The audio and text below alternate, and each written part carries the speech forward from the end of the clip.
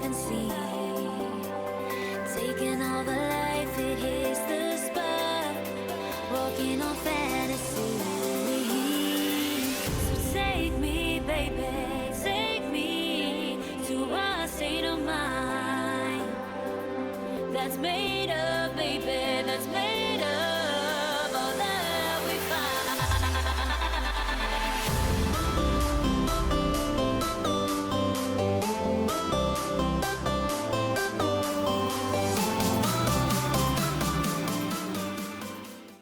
Hi guys, it is that time of year again. We are on our way to Rose City Comic Con 2017. This is Friday, day one. I'm so excited. I am dressed kind of with a Wednesday Addams inspired look. Really looking forward to getting to the con. We should be there in a couple minutes. Let's go and have some fun.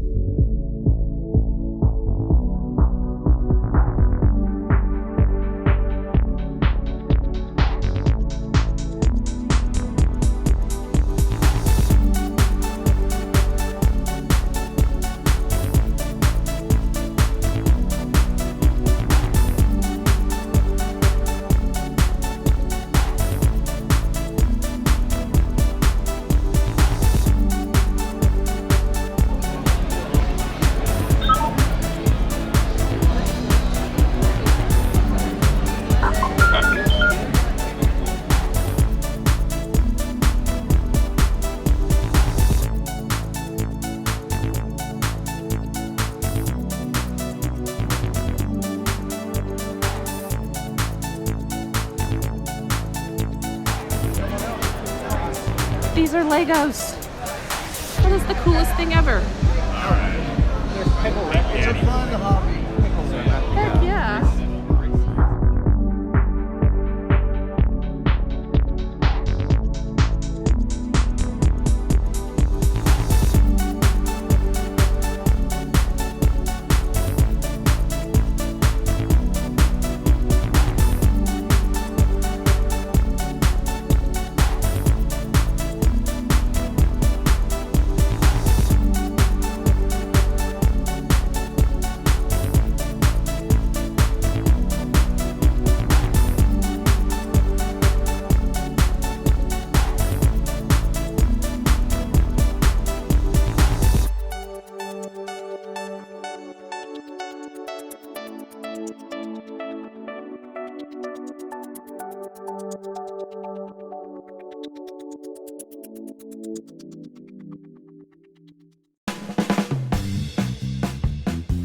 Good. Oh my gosh, this is hilarious. I love it. Yeah, we have a whole bunch of crap over here. Crap. We have the scully poop.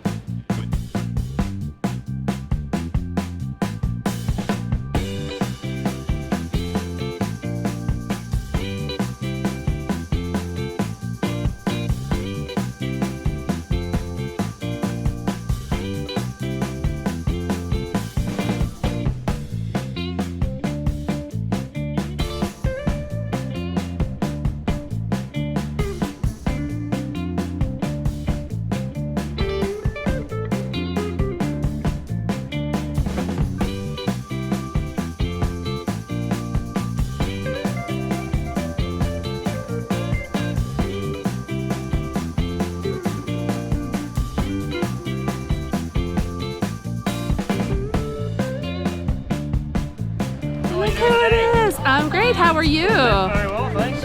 See you around about again, eh? Yeah.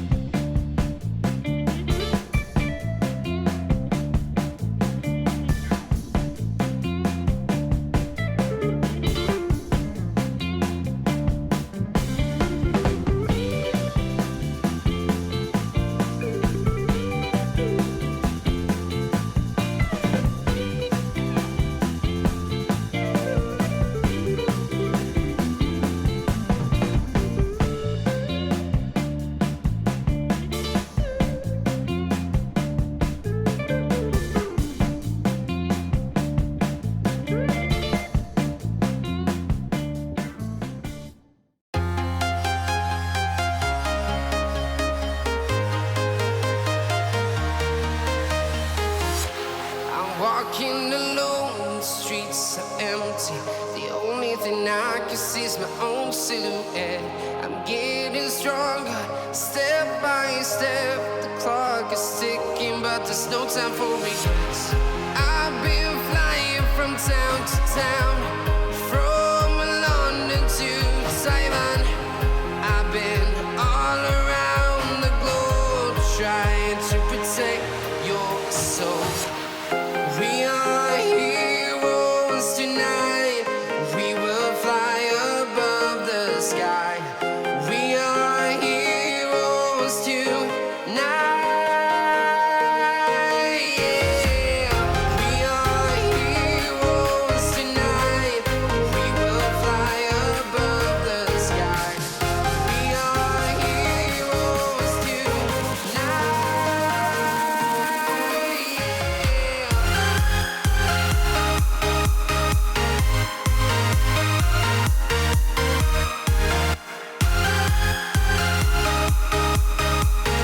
Yeah.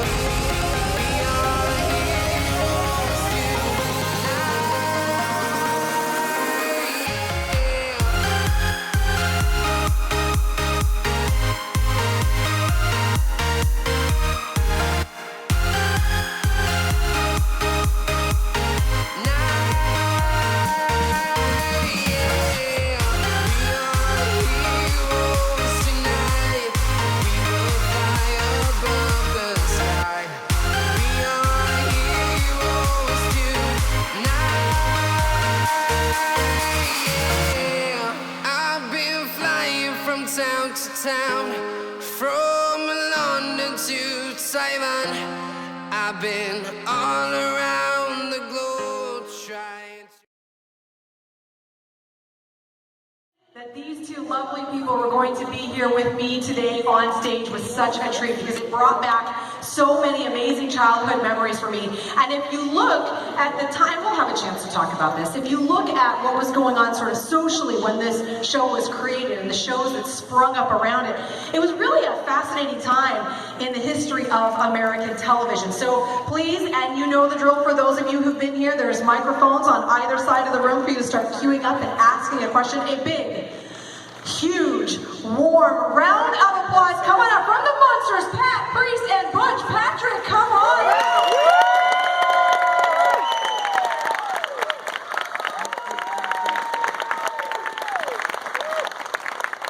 Butch says to me, okay, so what I hear you saying is I'm going to grab the chair on the end. I'm like, no, he's a jokester. Thank you guys for being here. I really appreciate it. Oh, it's our pleasure. Thank you very much. I'm curious, when did you guys just fly in this morning, or have you had a chance to get yourself settled yet? We came in just behind the smoke. Oh, no. That smoke has been absolutely incredible. And I wish you could see it on a clear day because we live in a beautiful part of the country. Do you know what? I live in Idaho, and we're downwind from you, so we're sending you our smoke for our big forest fires, and you're sending your smoke our way. Yes, yeah, as you said, Portland's sending a different type of smoke. My wife's house is in Orlando, so Yeah, hurricane coming for her. You've got everything covered. I wanted to talk to you, I alluded to this sort of in the beginning. When I look at the shows that came out of that era in American television, it was interesting because people have sort of equated the idea of a show with almost a supernatural element or something like that to part of the political upheaval and the sort of societal upheaval that was going on. Is that something, do you agree with that? I've never had a chance to ask someone who is, part of the cast. Do you agree with that assessment? And I'll ask both of you guys that. Well, there was a lot of, the 60s was a very interesting decade to begin with, just the whole, it's still taught in colleges, there was so much social stuff going on. And the show back then, believe it or not, I think it had very much of an underlying social commentary about who wanted to live next door to the Munsters. I mean, it was kind of a color thing, but we were green. And it was, don't judge a book by its cover. It had a lot of references to a lot of things that were going on in the country, but at the same time, it was a very innocent time where talking horses and witches and genies and those kind of shows, non-reality-based shows, were thriving. Hair piece that the original Eddie, the first episode was shot without any, I didn't have eyebrows and I didn't have a widow's peak, and they immediately ceased and they said, he's not believable as offspring of Herman and Lily, that he's just not scary enough. So Mike Westmore, my makeup man, created a very prominent widow's peak and put bushy eyebrows on me, and that's the Eddie that everybody came to become comfortable with. I read something, and correct me if I'm wrong, but I read something that they did not have to do prosthetic teeth for you. It was your joke, No, those are my eye teeth, and they flew me out for a screen test to do it, and I know the eye teeth didn't hurt, but it certainly helped, and I went through years of retainers to get rid of those eye teeth, and I actually had a little cup on the camera that I was supposed to remove them before every take, and if you really look closely, once in a while you'll see that I still have my little bar in my mouth, and then after they would say print, and I would forget to take it out. I was too scared to tell them I didn't, so I just let it go. What was it like for you to be, I think you were 7? What was it like to be a 7-year-old in this sort of a role? Different than maybe it is today, and we can talk about that next, but what was that like? Yeah, I started working at 7, believe it or not. I did a year at General Hospital, then at 8 I did a year with the real McCoys. When the Munsters came along, I was 11 and 12. Okay, a little older, but I played younger. And because you said that, it was you were relatively speaking short for the cast. You had Herman Munster. He was extremely tall, and it's a very interesting cast because you had TV actors Fred Gwynn and Al Lewis, a comedy team from Car 54 Where Are You, a very successful show, coming out. And on paper, if you read the script of the Munsters, it really didn't seem like it was going to be popular. It just, monsters living, beautiful blonde niece. It seemed very weird, and it was, but it was successful because the people that produced it had done Leave It to Beaver for 6 years, so they had a very good handle on family comedy and what people wanted to watch as a family. And like Pat mentioned earlier, it was a very wholesome show. The angle with the Munsters, and Universal was the Monster Studio, so what they did is they took advantage of their talents for making really cool sets and makeup and design and applied it to a sitcom with some really great acts, some good talent. Yvonne DiCarlo was the first really major movie star to drop into television. So we had a movie star, we had a comedy team, I just kind of showed up for work, and we had, and then we had Pat Priest as well as the Beautiful Blonde. So it was an interesting dynamic, but with Herman and Grandpa, the normal storylines that would happen to the Cleavers wouldn't be nearly as funny, but when Fred Gwynn and Al Lewis portrayed it, it was hilarious. So you had these very basic, these storylines from Leave It to Beaver being applied to the Munsters, and it worked. It was just...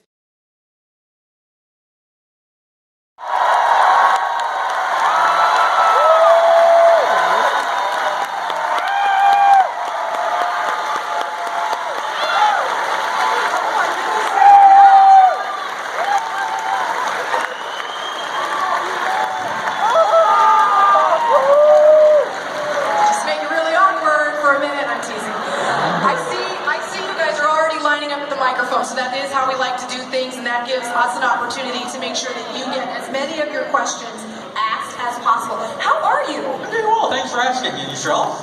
Doing fabulous. You know, had a light breakfast, got in a little workout, and you? It's good to get some good nutrition first thing in the morning. Breakfast is the most important meal of the day. Yeah, it's the breakfast of champions sometimes. Guys, let's start it off right now. Look at all these phones. People are so excited to have you here.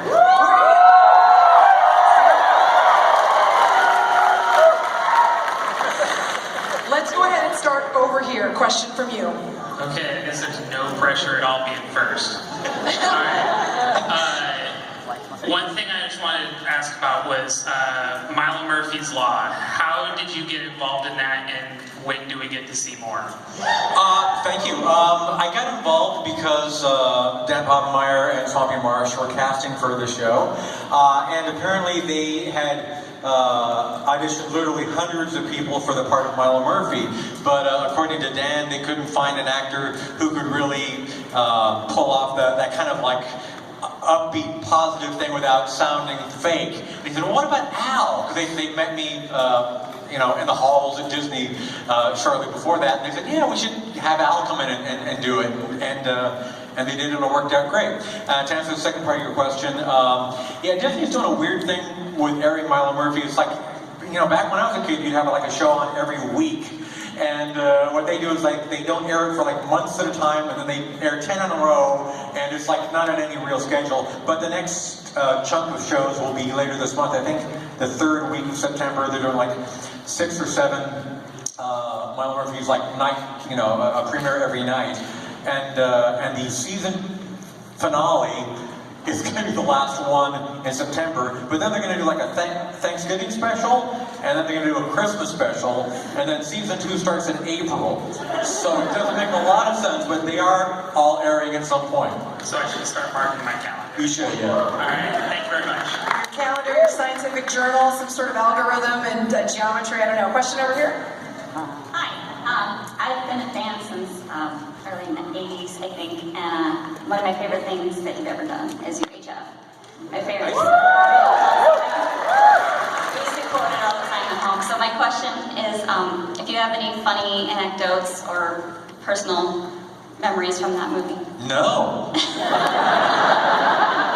Gosh, it was a long time ago. We shot that in Tulsa, Oklahoma, mostly in the summer of 1988. We shot some of the pickup shots, like the Indiana Jones sequence, and a few of the special effects shots at Introvision in LA early the next year. There are a lot of anecdotes from the shooting of the movie. I guess the one that comes to mind is Orion Pictures, who put it out. We're a little freaked out because it was sort of a leap of faith with them, because they never worked with me or my manager who directed the movie, and they were waiting to see what the movie was going to look like. And as it turns out, the very first thing we shot in the whole movie was Spatula City.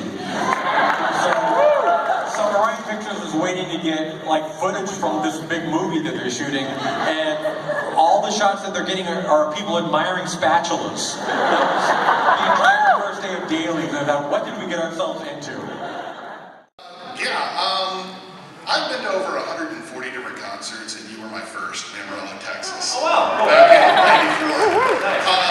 And I had a question because I, like so many people that night, was singing along to The Saga Begins, and you held that keys for a while. What is the longest you've ever been able to hold that? 85 seconds. 85 seconds? I don't know, I just hold until my lungs give out, and then that's the end of the show. Thank you. Sure. Question over here? So my question has a couple parts to it. What's the third part? I can't say on some of the room. Okay. So a couple of years ago, a couple of my fandoms mixed. You and War did a cartoon together. Yeah. Do you have anything, just any stories about it, how that came about? There's not a lot to say. There's an animator named Mike Chillin, I think that's his last name, who worked for the GWAR, and he had the idea to involve me in that piece. And he came to my house and actually recorded my voice tracks in my daughter's bedroom. We just brought a tape recorder and we just did it there and put it together. It turned out great. I met the guys in GWAR over the years. In fact, I saw their show, where was I?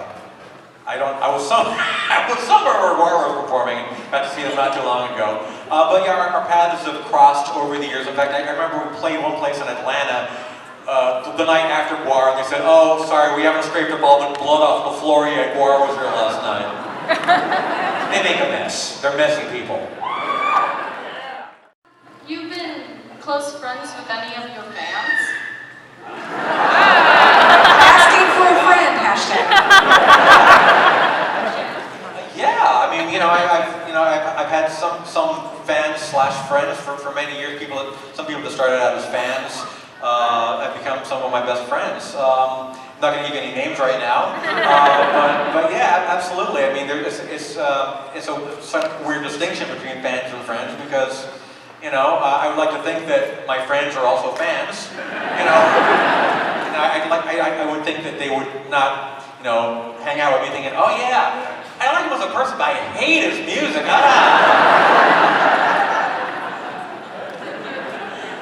Question over here? So I watched the show My Little Pony, and I know that you voiced a character called Cheese Sandwich on the show. I was wondering if you enjoyed playing a role on a children's show like that. I did, yeah. I've done a lot of voiceover work, and I do a lot of children's shows, and My Little Pony was something that I was very excited to do. Bill Anderson, who was on the road with me like in the early 80s, he went on to do a lot of the scoring for the My Little Pony show, and I became sort of aware of My Little Pony through all the videos that the fans had done using my music videos and cutting in clips from the My Little Pony show. And they were amazing, they were really amazing. And then when they asked me to do a voice on the show, I jumped at the opportunity. An impressive percentage of the stuff I get asked to sign at this point is actually My Little Pony stuff.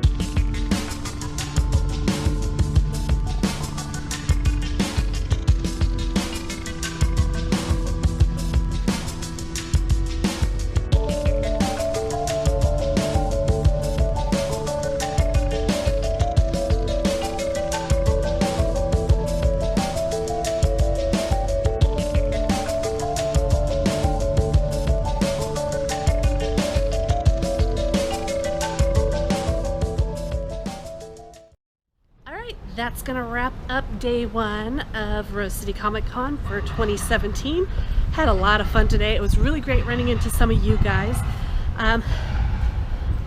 This is my only purchase today. I bought a Jason Voorhees pop vinyl. I love him. Yay! Alright guys, I will be back tomorrow with day 2 from Rose City Comic Con, so I'll see you then.